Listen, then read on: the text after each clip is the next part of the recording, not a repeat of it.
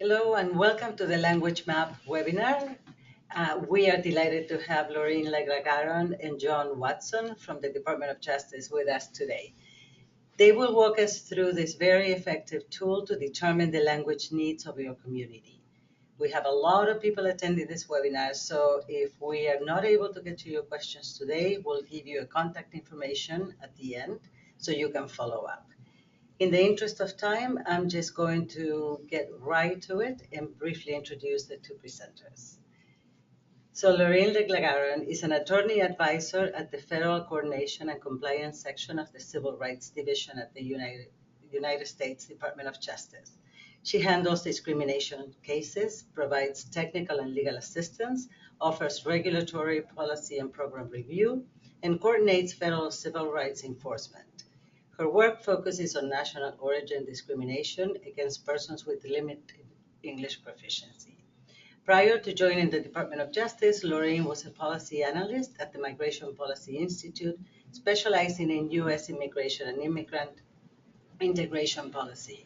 Lorraine received her JD from the University of California, Los Angeles School of Law. John Watson is an IT specialist at the Information Systems Staff Unit of the Civil Rights Division of the U.S. Department of Justice. As part of the Geographic Information Systems Unit, John implemented the division's web-based GIS infrastructure and developed the Language Map app. John also developed and maintained a number of applications for the division and worked on many significant systems integrations.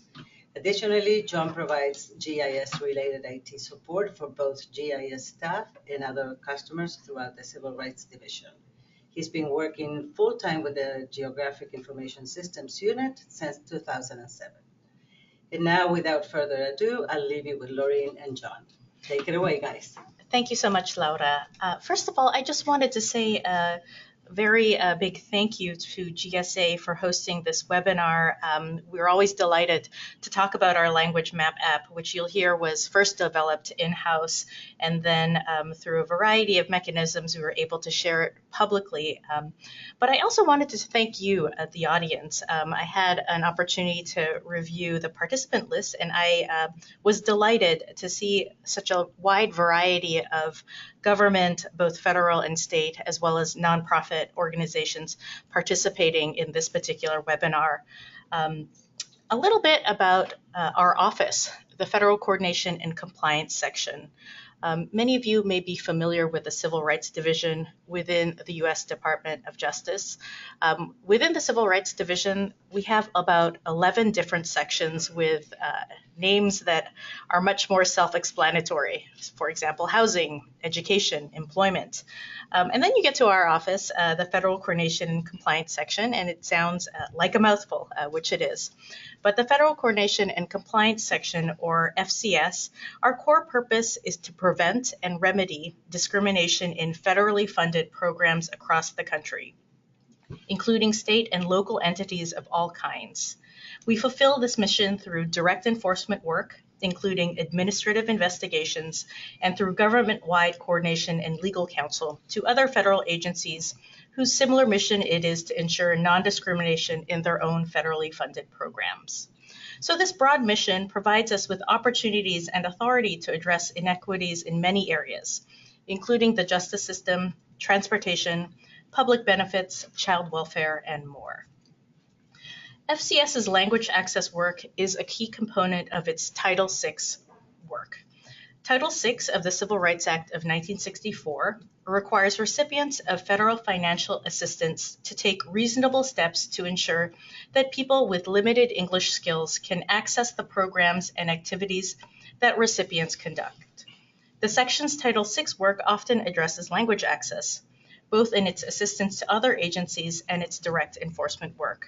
So really, if you think about our Title VI work, if you are a recipient of federal funds, Title VI essentially requires that you do not discriminate on the basis of race, color, or national origin, and language access is tied to the national origin piece.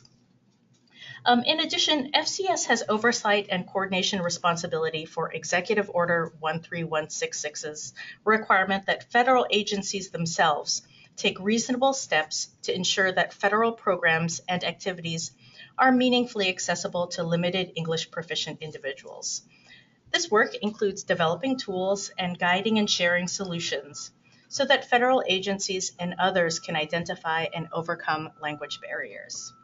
So though I am an attorney and work at the Department of Justice, that's pretty much all I'm going to talk about in terms of the legal requirements, because I am very eager to share this resource, which over time we feel is necessary for the greater public to more easily access data on limited English proficient individuals. So first, a definition of limited English proficient individuals, or LEP. These are individuals who have a limited ability to speak, read, write, or understand the English language. So that's who we're talking about when we think of LEP. Now that we know who are the LEP, I thought we would introduce a little bit of interactivity with our first polling question. So for our purposes, it would be great for us to know how many of you in the context of your agency or office interact with limited English proficient individuals. And I think the poll is in progress, so we'll just give it a few more minutes to get the results.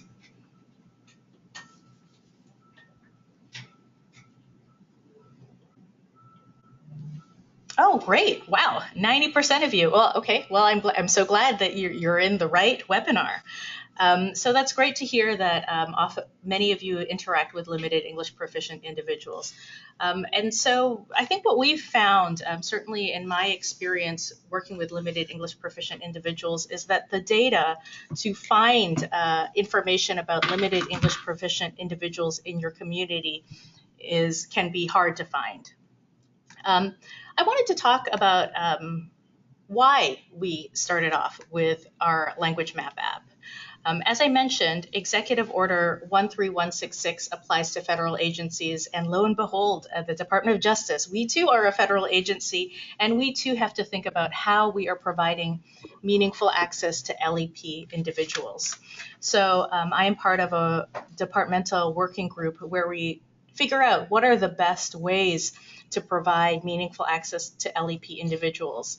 The Department of Justice is a large organization, approximately 40 different components, as diverse as FBI, civil rights, ATF. So we were really looking for an easy way for folks to identify LEP individuals within their particular county or jurisdiction.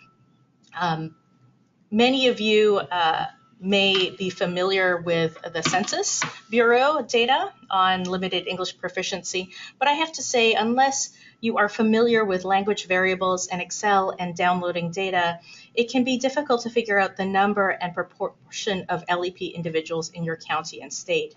And not only in our work within the Department of Justice, but certainly enforcing Title VI, we start to realize that federal agencies, recipients, stakeholders, and the public could really benefit from a tool to easily access data on LEP individuals.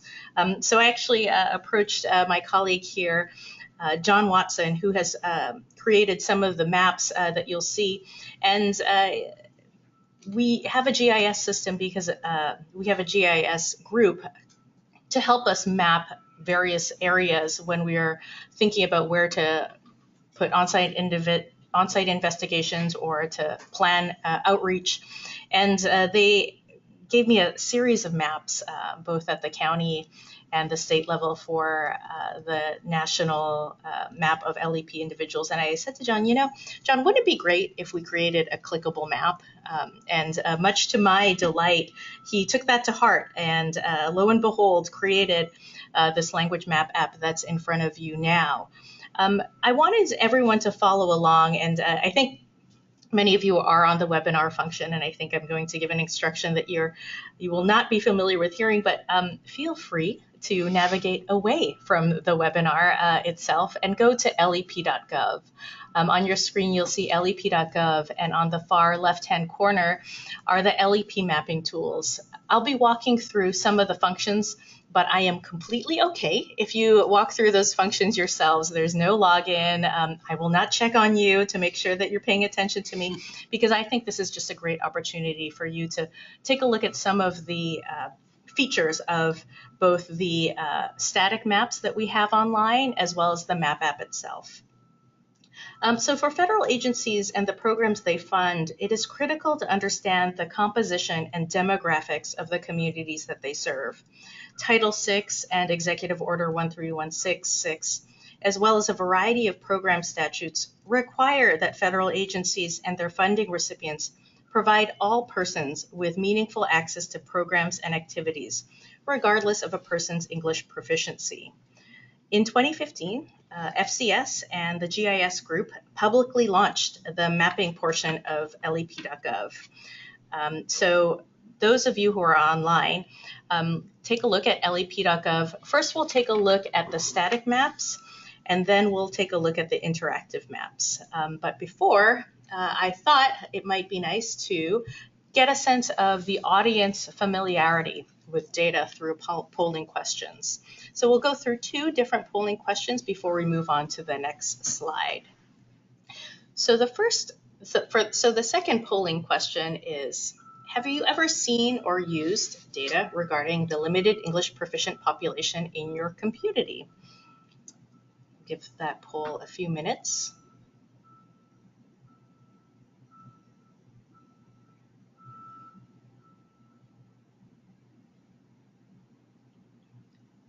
Alrighty.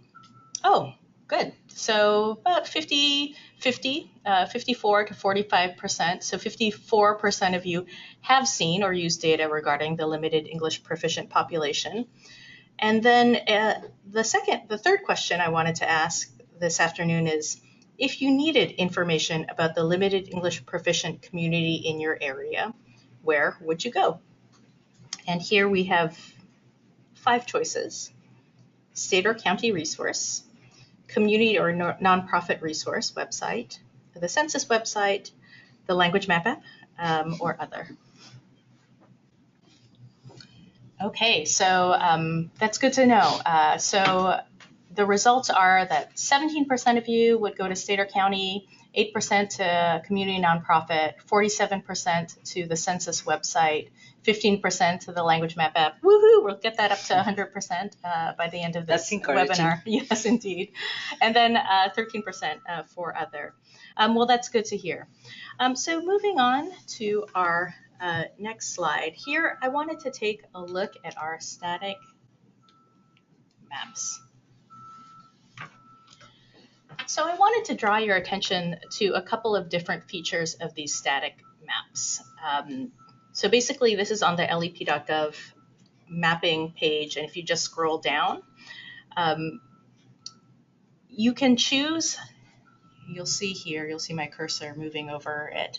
You can choose between the number or percent at the county level. You can choose between county or state level information.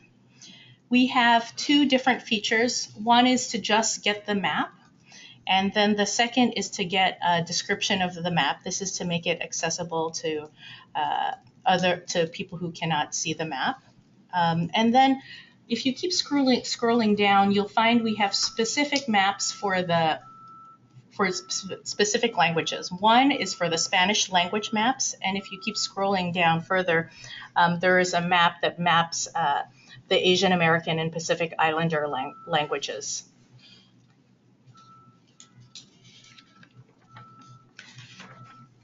So I wanted to pull up first a national map. This map shows states by share of the LEP population, or the percentage. We know that most people are familiar or can guess the top states with the largest number of LEP individuals. So for example, California, Texas, Florida, New York. These are historic destination states for immigrants. However, we also think it's important to show states with higher percentages of LEP individuals, such as New Mexico, Nevada, and Hawaii, which don't have a large total number of LEP persons, but have comparably large percentages of LEP individuals as part of their population. With the exception of Hawaii and Alaska, Spanish-speaking persons account for the majority of LEP-speaking individuals in all states. A couple of features of all the static maps. So you'll see the darker the color, the larger the percentage of LEP individuals. And then we have individual pie charts that break down the languages spoken, the top 5 languages, and then the remaining languages are put in a segment called Other. I think you can see Spanish because those are the blue charts, the blue parts of the pie chart, which dominate most places except for, as I mentioned, Hawaii and Alaska. So these are our static maps. Moving on. With the help of the GIS team, we provide these static maps on a variety of different levels: national, state, county, and judicial district. We started off with county and judicial district for our U.S. attorney's offices. So as you know, this was an in-house tool. And I will say this a little bit more about the background. This was available to us a year before it was publicly released. And so we were able to distribute it within the DOJ. So it has been in use. So it is really geared towards the Department of Justice. We are just lucky enough to have been able to share this information with you. I say this because I know this is not the most perfect way of displaying maps, and our map app, I know it's not an actual mobile application, but it is a quick way to get the information to you. So let's take a look here at Pennsylvania. So when you click on Pennsylvania, here is what comes up. It is a static map. For every state, we provide a static map showing either the number or percent of LEP individuals in a state. We provide pie charts showing, again, the top 5 languages spoken in counties with high concentrations of LEP individuals, and provide an overall pie chart of the state. So this shows the number of LEP individuals per county.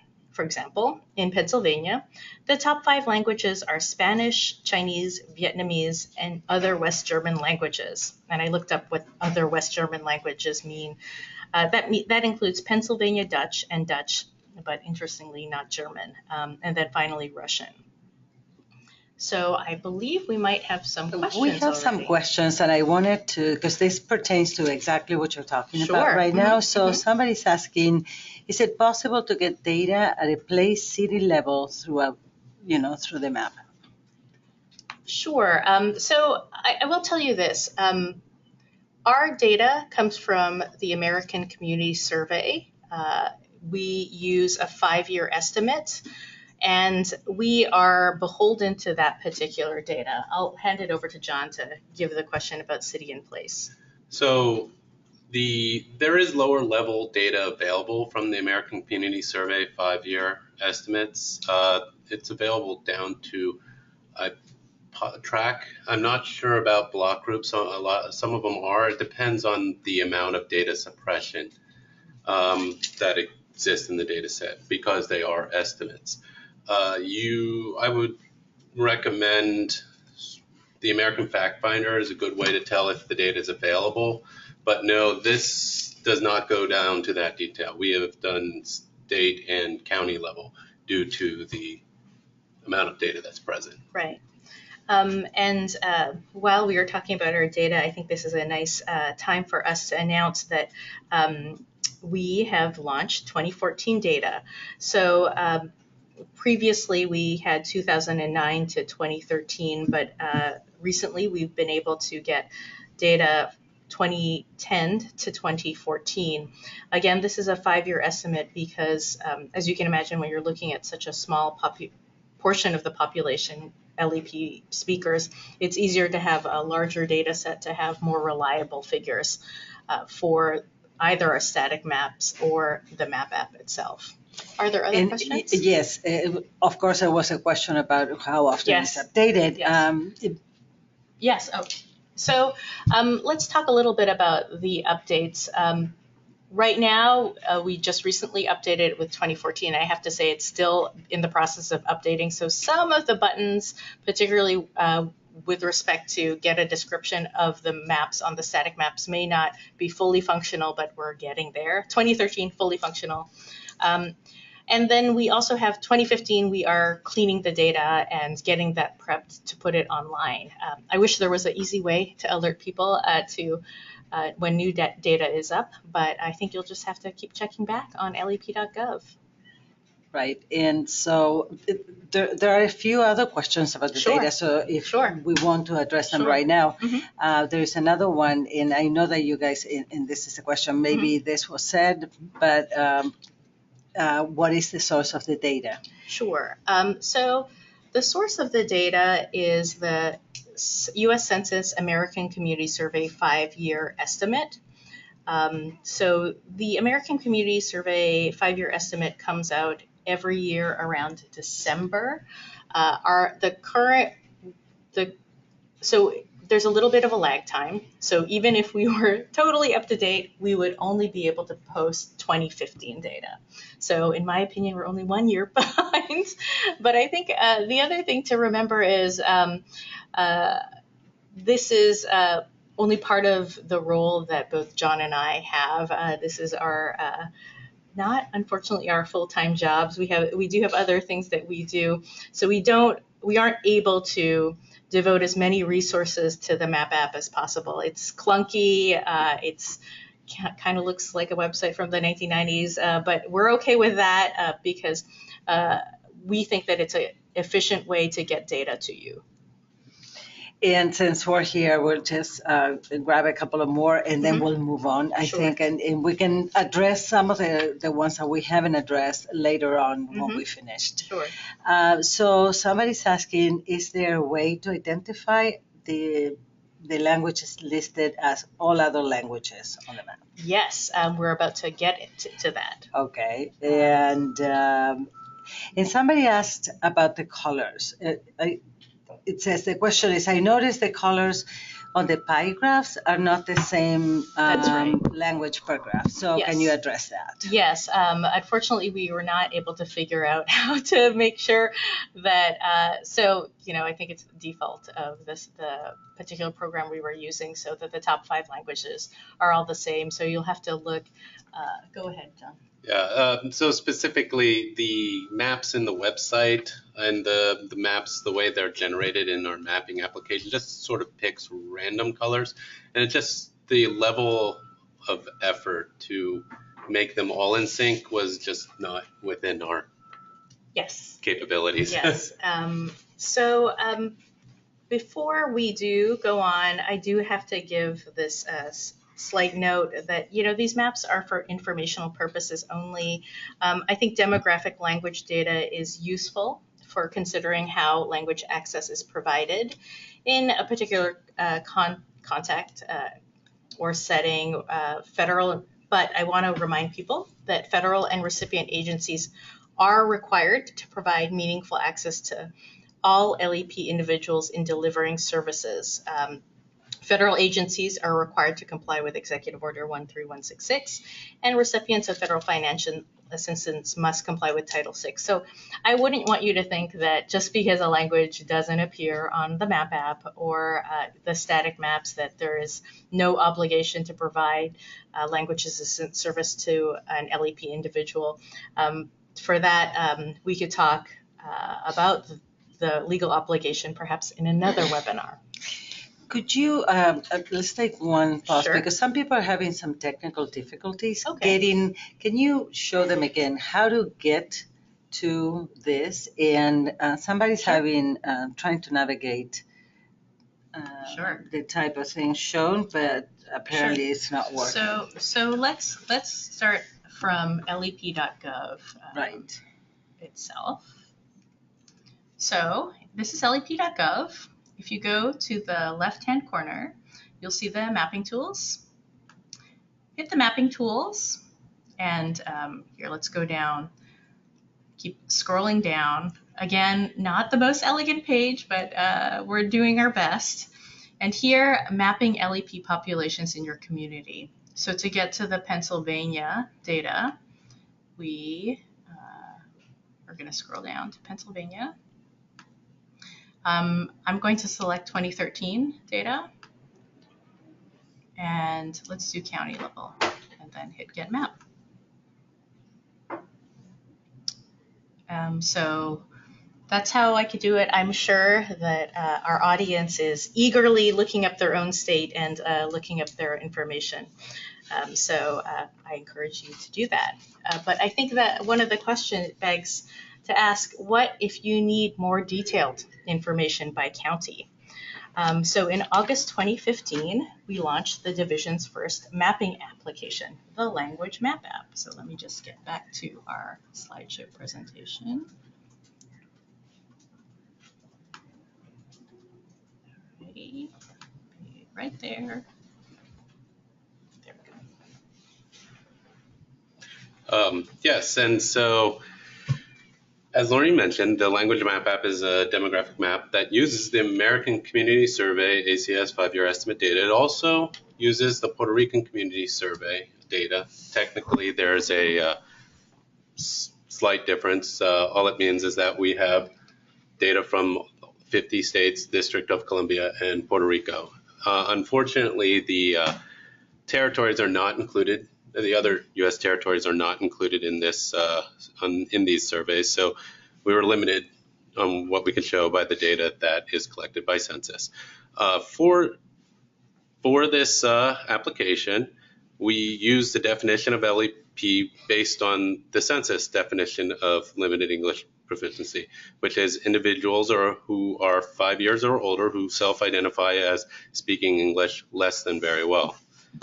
And for the purposes of the application, the total LEP population equals the sum of all individuals who speak a language other than English and English less than very well. And we've calculated the share of LEP individuals by calculating by tabulating the LEP populations as a percentage of the total population of the statistical area. As she mentioned, the most recent we have up is the 2014, and that was, as she said, posted today and yes, maybe a little bit of yesterday, thanks to our webmaster. And when we created this application in the GIS group, we made two versions. The first we were able to produce relatively quickly, the language, what we call the Language Map app. If you give me 1 moment to switch, how do I? That's right. Thank you. The Language Map app, and then there's another version with the accessible data, and that meets both the department's 508 obligations, or obligations for 508 compliance in compliance with the Rehabilitation Act. And also provides us a deeper look at the data. So first I want to give some background on the GIS group and sort of why the division invests in GIS. And so specifically we assist the whole Civil Rights Division in support of its litigation efforts and other mission activities by producing maps, reports, and other geospatial products to allow deeper analysis of the world around us. This specific website uses, the ACS table B16001, language spoken at home by ability to speak English for the population 5 years and older. The application is based off, or was built using Esri products. If any of you have GIS shops there or use GIS, they often use Esri products, specifically ours, ArcGIS Desktop, and ArcGIS Online, in case you're wondering how we did it. The site was developed with the ArcGIS API for JavaScript and the Dojo JavaScript framework, and is developed in HTML5 pure. And the data itself is hosted in the cloud on ArcGIS Online.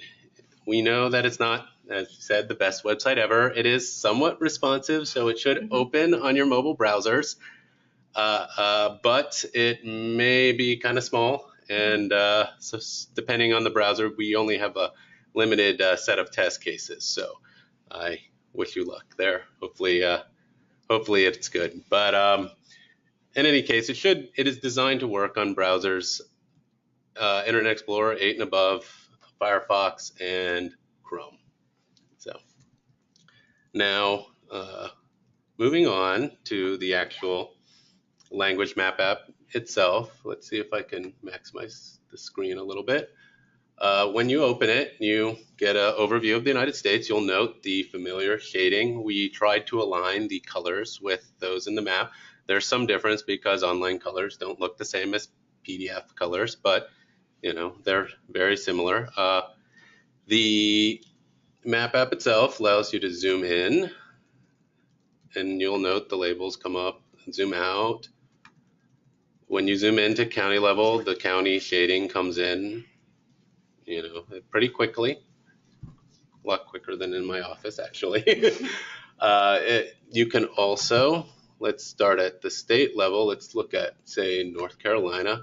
When you click on the state, you can get a pie chart if you highlight over it, which I'm sorry, I know is not the most intuitive function ever. It was the default. I'm sorry. You can get the actual breakout values for each of the languages. And then if you want to see it in a little bit larger, you can maximize and then switch to a tabular view of the data. Unfortunately, this one doesn't have a scroll bar in Safari, but let's switch back to the chart mode and close. And you can also zoom to the county right from the chart. Sometimes because of the way the zooming process works, you may have to zoom in a little bit more. I promise you the counties are there. And when they do draw, you will get the county names. Let's see, Lee County here seems to have a high concentration. You see you can get a same thing at the county level. Additionally, if you're interested in the default view is by percent. If you're interested in switching to the raw number breakouts, you can just click this little toggle button here and it'll switch to the raw number mode. And we're focusing on North Carolina based on a request that we received. And then, so this is an overview of the language map app. I think we share, we're like-minded in sharing the opinion that the accessible alternative can sometimes be a little bit better. Yes. So now, this is an example of the accessible alternative. I just want to highlight that it is keyboard navigable. Let's see, going back to North Carolina. Actually, let's just type North Carolina. And you do have to click the populate grid data. It gets a lot of people. I'm sorry, it was the only way to get it to work. So you select the state, you click populate grid data. It'll show up there. You can actually click on the little thing, it'll highlight there. You get the table view. If it's not large enough, you can switch to data only. Let's see. If you... Can I interrupt you for a minute, John? You know, one of the things I forgot to do at the outset is to show people how to get to the map app from the main page. Oh, I have to say, sorry. I have to say, again, designing websites is not our full-time job. So you'll have to be a little bit patient with us. So if you're on lep.gov, again, go back to the Lep Mapping Tools. And then here's where you can select the year. And we were looking at 2013 data, I believe. Mm-hmm. And then this is the difference that we're talking about. The language map app, that's just the map. And then here's the accessible alternative with downloadable data. So I'm going to hand it back to you, but I think we might actually have a few questions. Sure. Laura? We do have a few questions. So one of the questions that comes from New Jersey. Sure. And I don't know if you have an answer for this, but it is a very, very good question. So they're a small nonprofit in New Jersey, and they need information on South Asian languages. Okay. Is there a way to get that? Yes, actually, why don't we go to New Jersey and see what we can find? Do you know did they provide their county by any chance? I don't think we have that.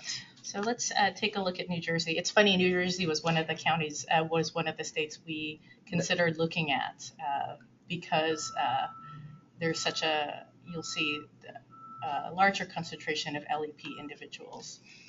And it was just for, this person did not provide county, it was talking about New Jersey in general. Oh, New It's Jersey. a nonprofit operating in New Jersey. Okay. Oh, that's why. It's All right, still so- loading for the first time. Okay. Can we Sure, we can switch. just make sure? They All right, might so- still be working on it. So let's go to New Jersey. And I think this is a great way for us to show you some of the more detailed information that you can get at the state or county level. Here we go. There we Perfect. go. Sorry. I know that you were looking for other languages. So do you want to talk about scrolling and looking at those additional languages? Well, so essentially, once it loads, you can actually, assuming it works in Safari still, I will check that, I promise you. So if there are particular languages, you could check those languages or uncheck those languages and then pull up just the languages that you're interested in. Yep. Okay, other questions? One other question was, why aren't the U.S. territories included? So we would love to have included the U.S. territories, but we are only as good as the American Community Survey. The American Community Survey, the data source, I believe that they only do the mainland United States and Alaska, and we also use the Puerto Rico Community Survey. We got this question about the U.S. Virgin Islands the last time, so we took a look at it, and apparently every 10 years they do a look into the territories, and unfortunately we don't have the resources to integrate that data at the time. But I think there's nothing stopping you from actually downloading the information for the territories yourself. Other questions? Or? I think we have 20 more minutes. Okay. And so I think that this is a good time to go on. Okay. And Sure. So the only other notable features that are in the accessible alternative, you can switch to a grayscale view of the map, which may take some time to load on here. You can switch to the raw number display. You can download the data in CSV format, and it contains the margin of error. So anyone interested in using the data, since our tabulations were based on estimate data, FCS has a statistician that graciously calculated all of the MOEs and all of the fields and all of the percents and provided all of the margin of error data to accompany this. And it is all downloadable at the click of these buttons. And then I believe the only other thing was one of the main features. I did want to make sure everybody knows these fields are both sortable, and I believe if we can get it, I think if I could scroll on this one, it would work. Yes, but, yeah. But they're also reorderable. So you can actually reorder the African language. Over to, yeah. So, and that summarizes the main features, and I'm going to hand it back to Laureen to give because I think I've encouraged everyone to play around with these, and again, you can scroll through to find more interesting features of New Jersey. So why is this important in 2017 to have this information readily available? Well, we think that with the Map app, a mayor, governor, school superintendent, hospital administrator, or librarian can determine within seconds if there are LEP individuals in their county or state, and most importantly, the languages spoken by LEP individuals. We think language data affords federal, state, and local governments the tools they need to identify and dismantle existing language barriers to service. Understanding the languages spoken by LEPs in a region can also bolster civil rights enforcement. So how might that work? So let's say you're a state agency conducting a statewide investigation, and you want to conduct outreach. Let's say we're looking at Las Vegas, Nevada, and we want to find out, let's say we want to ask people if they know anything about a particular incident, but you want to be able to ask that question of the entire population of an area. So could we actually switch to the color map? So, sure, Yeah. of course. Yes. Sorry about that. That's all right. Let's click on there, select Nevada. And so here, once we start to scroll in, let's say we're trying to go around the country, around the state of Nevada, rather. I'll let it populate. And look at Lander County, Nevada. Here we could see the total number of LEP, kind of on the small side, 374, and then the percentage, 6.9. Let's see if there's, here, let's go down here.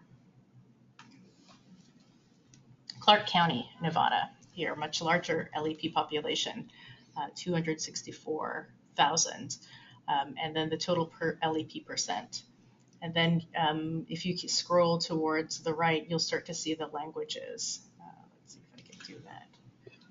Here, let's see if let's try it with the keyboard. Okay, there we go. There we are. So here we start to see the different languages spoken by LEP individuals in Clark County. And so that way we can determine whether we need to arrange interpreters or translated material to communicate with perhaps complainants or witnesses during on-site visits.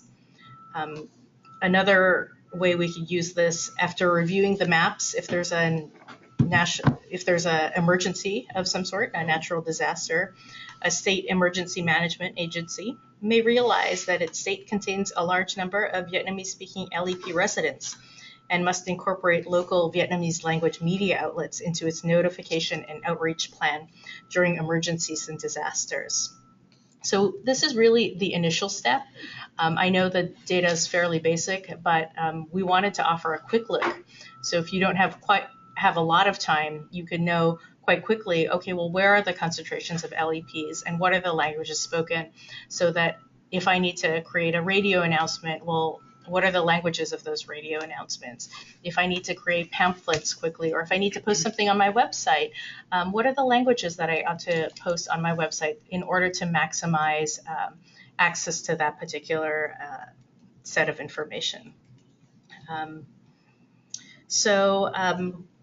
Are there any questions? There are several other questions. So some people are saying that some buttons don't work, and I'm not sure if they're in the webinar or outside of the webinar. Okay. That clarification is not there. Yes. So anyway, so if you want to So address I would say that since we just posted 2014, there are probably still some kinks with respect to the 2014 data. So I would take a look at the 2013 data. It would be helpful for us to know which buttons are proving difficult for folks to navigate.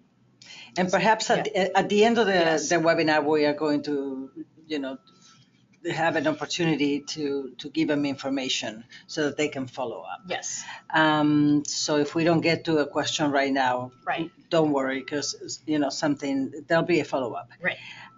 So the other thing, can you do? Let me see. Can you? Is there a way to select multiple counties at a time in the future?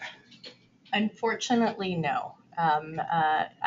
I think if you're looking at individual county information and you want to look at 3 counties, let's say, what I would do is I would download the county level data.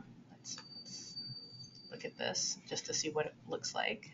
This is a CSV. Oh, it might take a while, but it should download as a comma separated value file. Yes. It'll open in Excel if you have access to Excel or Yes. That was another spreadsheet. question. Yes, that was another question. So that's great. So on my computer, it actually just opens in Excel. What I would do is I would take the 3 counties that you're interested in, then just combine them to look at the information. And then the other one was if you can look at several states at the same time. Again, I would do it the same way, which is to download the information. Okay. So what does FIPS code stand for? That's an abbreviation for the Federal Information Processing Standard. It's a code defined by the National Institute of Standards and Technology for Standards and Technology that uniquely defines states. And so each state is assigned a numeric code. For instance, 01 for what, Alaska or Alabama? I can't exactly remember. We can tell from like a CSV. 01 is Alabama, and essentially for our internal systems and for any GIS type use, you can use that FIPS code to relate it to other information about that state. And similarly, this application will export what's called like a GeoID or geocode field. And that geocode field can be used for counties and county equivalents to relate data from other data sets that contain that same code. And so it's just a common way that places that use data a lot will refer to jurisdictions like states and counties. Okay, I have another question about Spanish, and it says, I see that for Spanish you have Spanish and Spanish Creole. Can you indicate how is the percentage of Spanish Creole determined and what variations of Spanish Creole are included? And for that, I would direct you to the census website, specifically on the American Community Survey. Again, our language map app and the static maps are only as good as the data, and the data that we pull is from the American Community Survey. They have a series of language codes. I'm looking at a large appendix of language codes, and I don't know how they define the Spanish Creole or what percentage it is, but I'm sure someone at Census can help them. There is a legal question that I am going to forward to you so that you can, Sure. address. So while you're maybe queuing up another question, Laura, I think what is really heartening to hear about is the interest in this website. And so what I think what I would like for you all to do is to think about someone within your office who might be able to use this information, and feel free to send it to that person and walk them through how to get there, again, because we know it's not easy to get to the language map app, and some of the features that might be useful for your work. Did you have a question? There's a really nice comment. Sure. Nicer.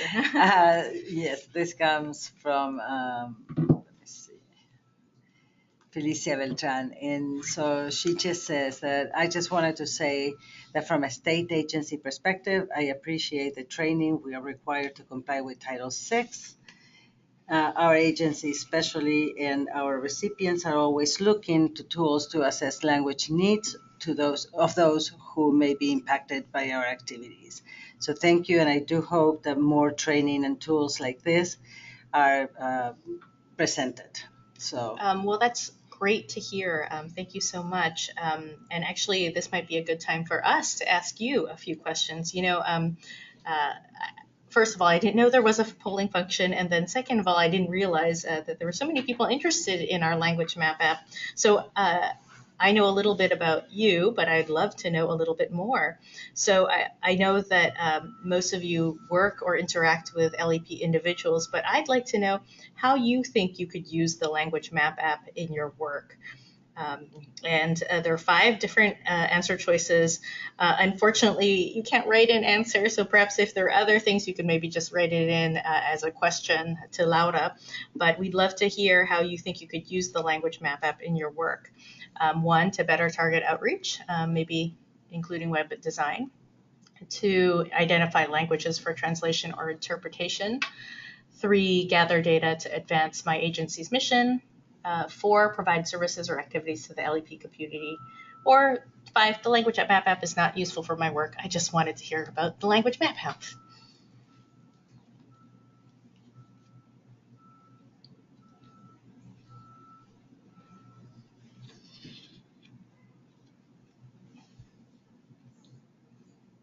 Okay. Let's see. Oh, good to know. Gather data, identify languages for translation. And then, and no one thinks it's only 1% thinks it's not useful for your work. Thanks for listening all the way to this point still. And then the final question I wanted to ask, because I got the sense that there was an appetite for more language map app or language access type of training, I'd like to know, would you like additional training on any of the following language access topics? Legal obligation to LEP individuals, working with interpreters or translators, language access program planning, hiring an interpreter, translator. We often get questions about contracting and procurement. And then finally, web content design for LEP individuals. So given the interest in this, we'd love to be able to respond to your needs. We had several other questions Sure. asking, but they're all grouped into one category. Okay. Can you navigate to the language app again? Sure. And show that, because some people are having difficulties Sure. and they don't know how you really got there. No problem. So let's take a look at this answer first. Oh, a third of you want to actually hear about the law. Happy to talk about that in a follow-up webinar. A slightly larger percentage are interested in web content design for LEP individuals, so maybe we should think about doing something on that, Laura. That's right. And then about a quarter of you are interested in language access program planning, which actually I'm more than happy to provide a training. We actually, what I would do is I would actually go to lep.gov to take a look at some of the resources. So actually, why don't we navigate to the website? Oh, yeah. Right. Let's try it. All right, so let's go to lep.gov. And I have to say, if you work with or interact with LEP individuals, this is your site for all sorts of information. For LEP program and planning, take a look at our LEP guidance for DOJ recipients. I'm not going to click here because that wasn't the question asked. People wanted to know how to navigate to LEP map app. So here we are, lep.gov. Scroll down to Lep Mapping Tools. Then once we're here, this is where the map app lives. These two different buttons. You want to select the year. Here we're going to do 2013. And you can either do the map app or the accessible alternative. The accessible alternative is the map app, but it's the one with the data. That's my personal preference, but let's just look at the language map app. And so that's where it is. And just like all the other 2014 stuff, the language map app 2014 version may still be eking its way through. But we were so eager to get the 2014 data out in time for this webinar that maybe we pushed them a little too hard. Maybe. It's possible. Yeah. It worked at my office. Yes, so I just wanted to, I know we're closing up, but I just wanted to thank GSA, but also to thank all of you for your interest in the language map app. Like I said, this is not our full-time job to work on the language map app. So we know it's not, doesn't have all the bells and whistles, but we think it's really functional for very basic needs for identifying the LEP population in your county or state or judicial district. And I encourage you to contact me if you have any follow-up questions. Here's my contact information. Anything else, Laura? Yes. As far as the questions, I think we're a little bit, we're right up to the. Okay. So we're going to go ahead and forward those to you. Okay, that sounds good. And so I think that we're going to wrap up. And so I want to thank Lorraine and John. And I have to say that I'm also going to forward all of the very nice comments that we've Thanks. gotten. Because people are very appreciative of the effort to try to provide a tool to help them provide the services that they need to provide by law. Yes, well, they do the hard work, right?